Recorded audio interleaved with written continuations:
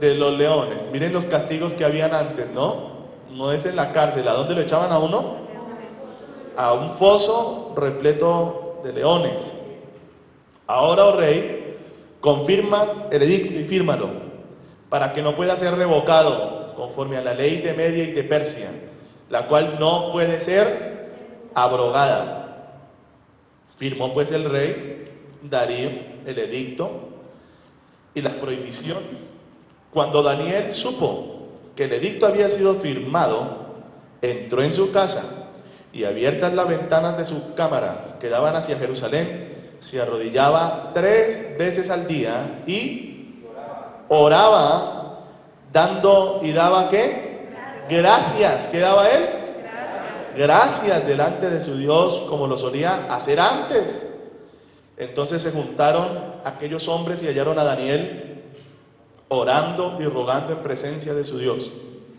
Fueron luego ante el rey y le hablaron del edicto real. ¿No has confirmado edicto que cualquiera que en el espacio de 30 días pida a cualquier dios u hombre fuera de ti, oh rey, sea echado en el foso de los leones?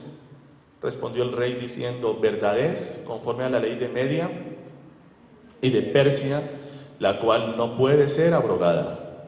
Entonces respondieron y dijeron delante del rey: Daniel, que es de los hijos de los cautivos de Judá, no te respeta a ti, oh rey, ni acata el edicto que confirmaste, sino que 3 veces al día hace su petición. Cuando el rey oyó el asunto, le pesó en gran manera y resolvió librar a Daniel, y hasta la puesta del sol trabajó para librarle. Pero aquellos hombres rodearon al rey y le dijeron: sepas, oh rey, que la ley de Media y de Persia, que ningún edicto u ordenanza que el rey confirme puede ser abrogado. Entonces el rey mandó y trajeron a Daniel y le echaron en el foso de los leones. Y el rey dijo a Daniel: ¿el Dios quién? El Dios tuyo. ¿A quién qué? Él te libre. Amén. Paremos ahí, en el versículo 16. Vamos a contextualizarnos. ¿Quién era Daniel? Hace 20 días, un mes, cuando hablamos acerca de confiar en Dios, vimos el caso, ¿verdad?, de 3 muchachos que se llamaban ¿cómo? Sadrac, Mesach y Abednego. Esos eran sus nombres babilónicos. En aquel momento ellos habían llegado deportados o esclavizados, habían sido sacados por la fuerza de su tierra, que era Judá. Ellos vivían en Judá y en Jerusalén, y ellos son sacados de su lugar, ¿verdad? Y vimos en aquel episodio cómo ellos son enviados de manera maligna a un horno de fuego, y cómo Dios envía un ángel, y con el poder de un ángel lo liberó de el horno de fuego. También les conté el testimonio de la bruja, de la reina de las brujas de Inglaterra, ¿recuerdan? Y ahí vimos cómo efectivamente los ángeles tienen ese poder sobre los elementos de la naturaleza. Ahora, si un ángel tiene ese poder, ¿cuánto más si el Espíritu de Dios mora en ti? Si tú vives una vida llena del Espíritu Santo, ¿cuánto es el poder que mora en ti? Es total. Por eso, iglesia, tienes que aprender a orar mucho, y tienes que deleitarte en la oración, y aprender una cosa: todo lo que se quiere en la vida y todo lo que se quiere en Dios se logra orando. Y el que no ora fracasa como cristiano. Aunque crea en Dios y aunque crea en Jesucristo, va a fracasar, porque sin la oración estás muerto. Es como el aire para nuestros pulmones. Si usted deja de respirar por algún tiempo, ¿qué va a pasar? Se muere, ¿verdad? Si usted deja de orar continuamente, lo que va a pasar es que su espíritu se va a ir muriendo hasta que definitivamente muera y Satanás lo venza en alguna tentación. Ahora, ¿quién era Daniel? Bueno, Daniel era un amigo de estos tres muchachos que vimos hace como 20 días. ¿Quién era Daniel? Fue un hombre que fue sacado de su tierra en esclavitud y fue llevado al palacio del rey porque hacía parte de los príncipes de Judá. Era un hijo de gente poderosa, era un muchacho ilustrado, era un muchacho sapiente, y a él lo sacan de su tierra, se lo llevan para Babilonia, que había edificado Nabucodonosor, un terrible rey que estaba conquistando gran parte del mundo por las armas, como toda conquista, y en medio de esas conquistas conquistó Judá. Daniel entonces sale preso. Daniel tuvo el privilegio de ser uno de los que sobrevivieron habiendo escuchado las palabras del profeta Jeremías. Jeremías le decía a Jerusalén y a Judá que se arrepintieran de sus pecados, porque si no vendría una calamidad inmensa sobre ellos. Ellos se confiaron de que el templo de Dios estaba en Jerusalén, y ellos pensaban que basta con decir que Dios está con nosotros para entonces tener la victoria, pero la verdad es que no basta con decir que Dios está contigo. La verdadera pregunta es: ¿Dios está contigo? Todos dicen que sí, pero no siempre es verdad. Mucha gente dice que Dios está con ellos, pero la verdad es que ellos no están con Dios. Y si tú no estás con Dios, ¿cómo puedes decir que Dios está contigo? ¿Cuántos me entendieron? No es cierto. No es cierto, Dios no está con aquel que no está con él. Amén. Así que tú tienes que comprender esto. Ellos se confiaron: tenemos el templo de Dios en Jerusalén, podemos pecar, podemos hacer maldades, y sin embargo no habrá problema, porque el templo de Dios está con nosotros. Y mientras que Dios esté aquí en Jerusalén, podemos hacer lo que se nos ocurra, y sin embargo Dios nos va a ayudar. ¿Se equivocaron? Completamente. Dios envía a su siervo Jeremías, un hombre joven, para denunciar el pecado de ellos y decirles: ustedes se han apartado de Dios, ustedes son corruptos, ustedes son malvados, ustedes son ladrones, ustedes son mentirosos. Y a la gente de Judá le dio rabia que Dios hablara por medio del profeta, no lo soportaban, porque a la gente religiosa les gusta su vida religiosa, les gusta ir a una misa, les gusta ir a un culto, pero no van a agradar a Dios por nada del mundo, ni van a cambiar su forma de ser, ni van a leer su palabra para hacer su voluntad. Y eso es un religioso. Una persona que aparentemente ama a Dios, que aparentemente agrada a Dios, pero su corazón está completamente lejos de Dios. La religión hace parte de su vida, tal vez parte de, como una especie de fachada, como una especie de buen nombre que quiere manejar, ¿verdad? Y yo lo vi mucho cuando era mundano, en las mujeres mundanas. Repentinamente pasaban de ser mujeres terriblemente malvadas a ser las más piadosas. Inmediatamente se nombraba a Dios. Eran piadosísimas, pero eran realmente malísimas. Y Dios envió a Jeremías para denunciar esto. Y Daniel, siendo joven, siendo muy muchacho, escuchó las palabras del profeta Jeremías, estando en Jerusalén, y vio que Jeremías no era un charlatán, como el otro profeta que se levantó a decir que en 2 años Judá sería liberada del yugo de Nabucodonosor. Rompió el yugo de madera que llevaba Jeremías, y Jeremías se levantó del piso y le dijo: has quebrado el yugo de madera, pero viene sobre ti y sobre toda esta ciudad el yugo de hierro. Y por haber engañado a este pueblo diciéndole mentiras, le dijo Jeremías a este varón: en 1 año morirás aquí en Jerusalén. Se cumplió la profecía. Daniel lo vio. Daniel vio cómo sus familias fueron atrapadas, cómo los hombres fueron asesinados, cómo la ciudad fue terriblemente saqueada. Bienvenidos. Bienvenida. Solo que no vaya a comer aquí, ¿vale? Si la nena tiene hambre, va al otro salón y come allá, ¿vale? Bueno, gloria a Dios. Entonces, Daniel ve que Jeremías era un varón de Dios, que él no era un charlatán, y que aunque como profeta estaba profetizando calamidades, aprende esto: todas las profecías, o la gran mayoría por lo menos de la Biblia, son profecías, son promesas que están sometidas a una condición. Amén. Por esa razón, no siempre la profecía que da el profeta se cumple en una vida. ¿Por qué? Porque esa profecía se cumplirá en la medida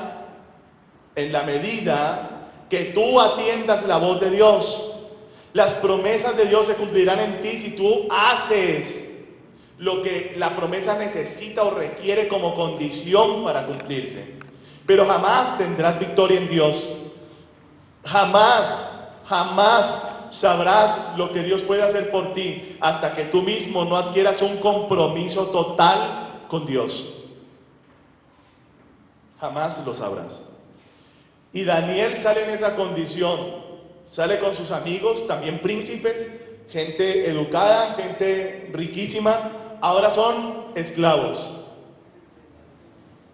Llegan a Babilonia, el rey los ve que son muchachos muy educados, que son muchachos de buen parecer, y al rey le parece bien que esos muchachos no deben estar afuera como esclavos en la casa de algún noble, sino que ellos deben estar como eunucos en la casa del rey. Ahora imagínate en qué situación estaba Daniel. Daniel venía de ser como rico, de ser como poderoso, de ser como respetado. Ahora, por el pecado ajeno, ¿por qué? Para que entiendas que los pecados de los demás nos afectan muchísimo. Por el pecado ajeno, él va en cautividad. Pasó de ser príncipe a ser ¿qué? Esclavo. Y mira esto, cuando llega allí, el rey pone los ojos sobre él y lo determina para que esté en el palacio con él. ¿Eso era buenas noticias o malas noticias? ¿Ah? ¿Cuántos hombres hay aquí? ¿Eran buenas noticias? ¿Saben qué significaba quedarse en la casa del rey? Te castraban. A los 2 años estabas hablando así, agudito. ¿Buena noticia? Ya don Héctor dijo, no, tampoco, está grave. Sus sueños, sus expectativas de ser papá de una familia que en Israel, ¿será que él podía cumplir con ese sueño? Por supuesto que podía cumplir con ese sueño en Israel. Era un principal, era un hombre adinerado, era hijo de una familia prestante. No era sino que aquella familia decirle, papá, quiero a Tulia Berta. Bueno, hijo, Tulia Berta será para ti. Él iba, hablaba con el papá, arreglaban el matrimonio y se casaba. Pero ahora recibe la noticia de que va a ser un servidor. ¿Un qué? Sirviente en medio de la casa del rey. Y eso significaba castrarlo a él y a sus 3 amigos. Fue una noticia que yo creo que para ellos fue tremenda. Pero tú nunca lees en el libro de Daniel una queja de Daniel por estas situaciones, porque él comprendía que el Dios de sus padres, el Dios de Abraham, aunque todo se viera horrible, él estaba con ellos. Y teniendo todas las cosas en contra. ¿Cómo? En contra. Toma una decisión Daniel.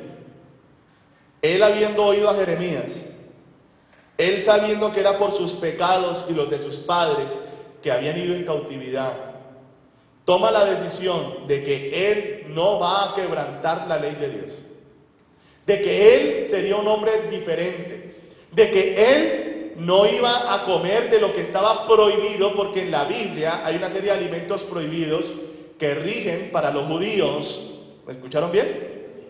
¿Para quiénes? Para los judíos. Si usted quiere hacer esa dieta, hágala, pero no es pecado que no la haga, ¿me entendió? No es un pecado, pero es saludable. Es una dieta muy recomendable. Y nos lo dicen ya los médicos hoy con la ciencia que hay. Dios se lo dijo a los judíos hace como 4.000 años, 3.000 y pico de años, porque Dios siempre va adelante, amén. Siempre Él sabe lo mejor que para nosotros. Y Daniel dice: me castraron, me sacaron de mi tierra, soy un esclavo, pero estando aquí lejos voy a empeñar en mi corazón y voy a proponerme agradar a Dios con todas mis fuerzas. Entonces viene el rey, el jefe de los eunucos, y Daniel le había caído bien a este hombre, y le dice: jefe nuestro, jefe de eunucos, lo que pasa es que nosotros en la ley de nuestro Dios no podemos comer lo que come el rey. El rey come una comida que es inmunda para nosotros, que es pecado que nosotros la comamos. Le rogamos, por favor, a nosotros 4 nomás. ¿Cuántos príncipes de Judá creen que habían? ¿Cuántos eunucos venían con ellos? Muchísimos más. Pero estos 4 sobresalieron porque ellos 3 se aliaron con Daniel, que tenía un espíritu superior. Y un espíritu superior se muestra no en pisotear a otros, sino que se muestra en sus decisiones radicales y absolutas en cuanto a amar a su Dios. Amén. Y mira lo que pasó. Él le dice: por favor, no nos des de esa comida, danos legumbres y verduritas. Entonces el eunuco le dijo: mira, Daniel, yo quisiera hacer esto contigo, pero hay un problema. Yo estoy encargado de todos los eunucos del palacio y de todos los muchachos nuevos que entraron. Y si el rey llega a ver que ustedes están pálidos, que ustedes están como ojerosos, que ustedes como que no están bien, el rey Nabucodonosor es de un genio terrible. Tú no lo conoces, Daniel. El tipo es un matón, y a lo que él los ve a ustedes, fijo, se enoja conmigo y me mata. Le digo: mira, empezó Daniel a moverse en la fe. ¿A cuánto les gusta moverse en fe? ¿No les gusta moverse en fe? Entonces él propuso en su corazón: yo voy a agradar a Dios, pero yo necesito la ayuda ¿de quién? De Dios. Entonces él saca una palabra y le dice: mira, hagamos una prueba. Danos 10 días. Danos a comer legumbres y verduras. Y si nuestro semblante o nuestra forma física, porque me imagino que los entrenaban en todo tipo de cosas, y él les dice: si tú nos ves a nosotros más flaquitos que los demás, más así como pálidos, si tú nos ves peor que ellos, entonces nos das de la comida del rey. Pero si no, nos dejas a punta de verduras y legumbres. Al jefe de eunucos le gustó la propuesta y dijo: me gusta, Daniel, tienes 10 días. ¿Qué creen que hizo Daniel durante esos 10 días? Uno de los versículos que acabamos de leer en el capítulo 6 de Daniel, dice que Daniel oraba ¿cuántas veces al día? 3 veces se postraba delante de su Dios mirando hacia Jerusalén. Y dice que era su costumbre. ¿Desde cuándo se acostumbró Daniel a hacer esto? Él muy seguramente en estos 10 días le dijo: Señor, mira que hemos hecho votos para guardarnos en pureza. Mira que hemos dicho que no queremos desagradarte. Y ahora tenemos un reto grande, y es que nos tenemos que ver más bonitos que los otros que comen pollo, pescado, carne de res, chivito, chicharrón, pato, todo. Y ellos le dicen: Señor, tú sabes bien que las legumbres y las verduras no tienen ese poder, pero tú tienes el poder. Y tú puedes ponerle a hacer legumbres proteínas. Puedes ponerle una energía especial para que cuando la comamos nos fortalezcamos. No por el poder de la comida, pero por el poder tuyo, Señor. Daniel empezó a confiar en Dios desde que fue deportado. Y aunque tenía todo en contra, él tomó la decisión, ojo con esto, de agradar a Dios cuando todo estaba en contra. ¿Cuántas veces, hermanos amados, cuando la gente tiene las cosas en contra, cuando las cosas no salen como queremos, cuál es la tendencia? A rebelarnos de Dios, dejar de orar, dejar de ayunar, dejar de alabar a Dios. Tu carne se subleva contra Dios. Y yo te pregunto, ¿ese es el amor que tú tienes por Dios? ¿Eso es lo que tú le amas? Que si te da lo que tú quieres, le amas, pero si no te da lo que quieres, ¿no le amas? Daniel dijo no, en medio de lo peor que he vivido en mi vida, en medio de que me espera un futuro negro, confiaré en el Dios de mis padres, el mismo que rescató a Abraham, el mismo que ayudó a Isaac, el mismo que ayudó a Jacob, ese me ayudará. Pero yo sé que a Dios le agrada la obediencia. ¿Cómo dije? ¿Qué le gusta al Señor? La obediencia. Entonces dijo, yo voy a entrar por el camino de la obediencia a Dios, pero necesito fuerzas porque todo el reino es pagano y todo este reino está en contra ¿de quién? De mi Dios y de mí. Pero yo les pregunto, ¿cuánta gente necesita a Dios para glorificarse, para cambiar un país, para cambiar un reino, para mostrar su gloria? ¿Cuánta gente necesita a Dios? Uno que tome la decisión de caminar en la obediencia, pero no en una obediencia parcial, sino en una obediencia perfecta, sin desviársele a Cristo ni a la derecha ni a la izquierda. Y para eso necesitarás una vida de oración poderosa. Déjame darte 2 pautas sobre la oración, amén. Cuando tú comienzas en la vida cristiana, la oración no puede ser cuando te nazca. Si tú quieres comenzar en la vida cristiana, tendrás que someterte, así como la ley era para los judíos un ayo. ¿Qué es un ayo? Un maestro de niños. Asimismo eres tú cuando llegas al Evangelio, eres un niño para las cosas espirituales. Entonces necesitas un ayo, un maestro. Y la ley era un maestro estricto. ¿Cómo dije? Maestro estricto. Habían horas para orar, habían cosas que comer y cosas que no comer, tiempos de ayunar, tiempos de alabanza, todo tenía su momento establecido en la ley. Escúchame bien, el cristiano no está llamado a moverse por ley escrita, el cristiano está llamado a moverse por la ley del Espíritu de Dios. Pero para poderte mover con él, que es como el viento, tienes que ya estar acostumbrado a someterte a ti mismo a lo que el Espíritu de Dios dice. Amén. No lo lograrás si comienzas una vida cristiana fluctuante. No. Cuando entres en la vida cristiana, la primera palabra que tienes que poner en tu vida cristiana es disciplina. ¿Me escucharon bien o no? Pedro lo dice en la segunda carta de Pedro, capítulo 1, versículo 5 en adelante. A la fe añádele virtud, poder, fuerza.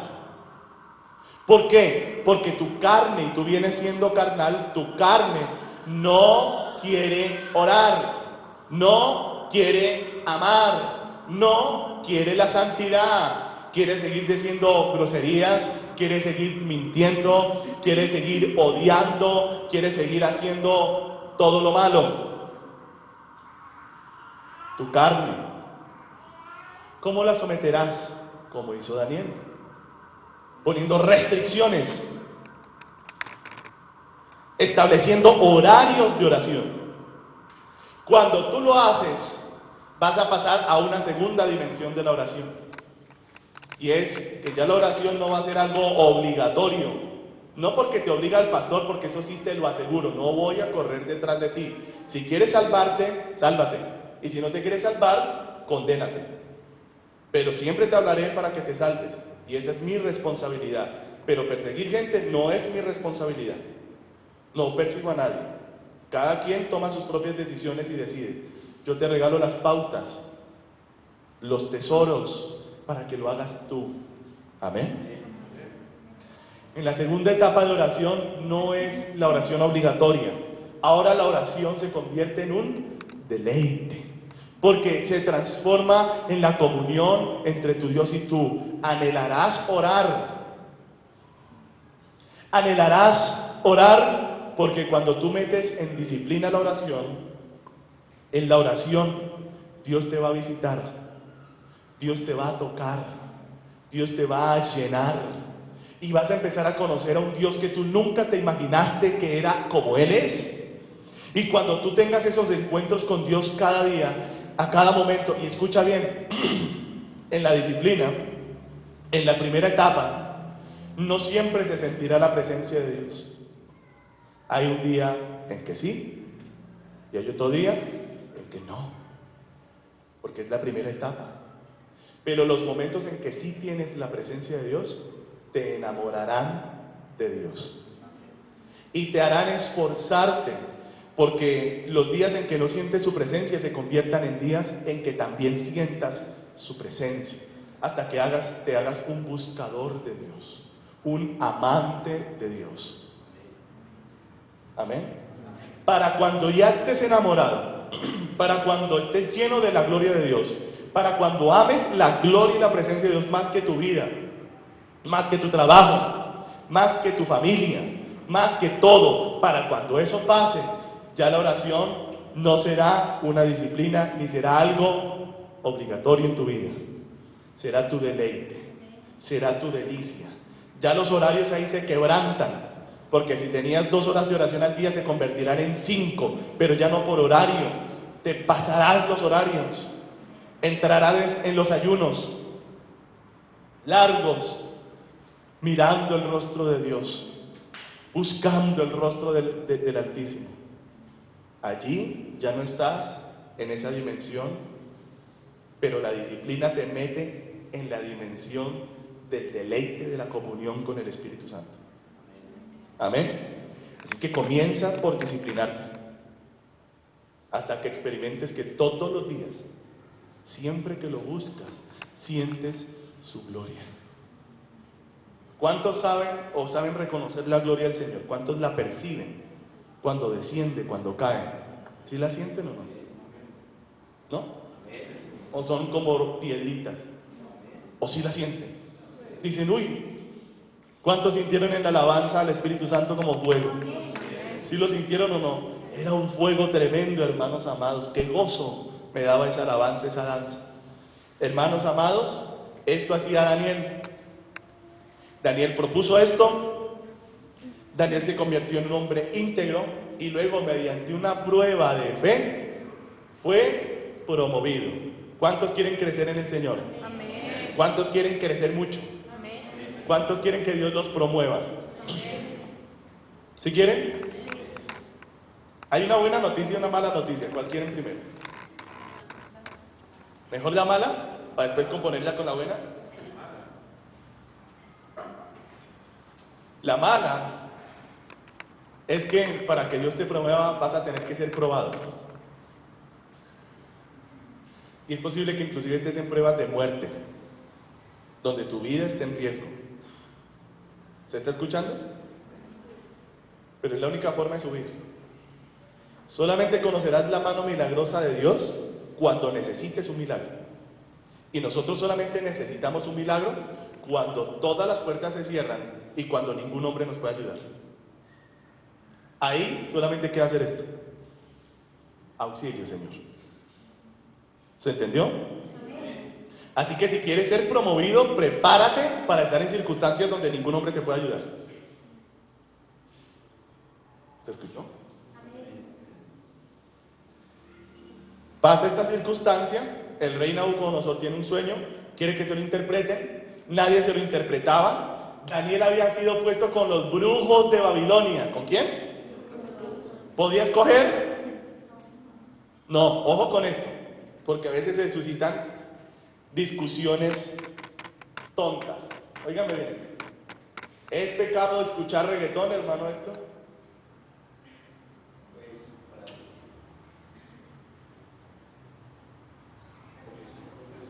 Mire esto, discusiones, porque yo he escuchado estas discusiones. ¿Es pecado bailar, sí o no? Son preguntas venenosas. Son preguntas que si